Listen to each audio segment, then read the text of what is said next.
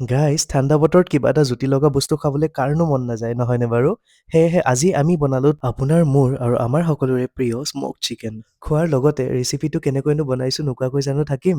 সেয়েহে কৈছোঁ, প্ৰথমতে চিকেনখিনি ভালদৰে হালধি গুড়ি আৰু নিমখেৰে মেৰিনেট কৰি লৈ ভালদৰে পুৰি ল'ব। আৰু পুৰা পিছত এতিয়া ষ্টিকৰ পৰা চিকেনখিনি উলিয়াই মিহি মিহিকৈ কাটি লৈ অকণমান মিঠাতেল দি তাত নৰসিংহ পাত, কেঁচা ধনিয়াৰ পাত আৰু অকণমান জলকীয়া দি কলপাত এখনৰ ভিতৰত ভৰাই ভালদৰে মেৰিয়াই দিব। মন কৰিব বাহিৰা মছলা একো ব্যৱহাৰ নকৰে, নহ'লে আপোনালোকেও দৌৰিব লাগিব ওচৰৰ ফাৰ্মাচীখনত পান 40 টেবলেট আনিবলৈ। এতিয়া কলপাতৰ ভিতৰত মেৰিয়াই দিয়া চিকেনখিনি টাৱা এখনত এটা এটাকৈ ভালদৰে দি গৰম কৰি ল'ব।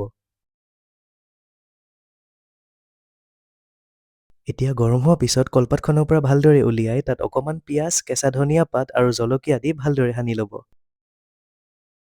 মই গম পাইছোঁ আপোনালোকৰ দেখিয়ে জিভা পানী পৰিছে, কিন্তু কোনো কথা নাই, আমি দেখুওৱাৰ দৰে আপোনালোকেও এনেকৈ ঘৰত বনাই চাওক আৰু জিভাৰ জুতি লওক। ধন্যবাদ দেই।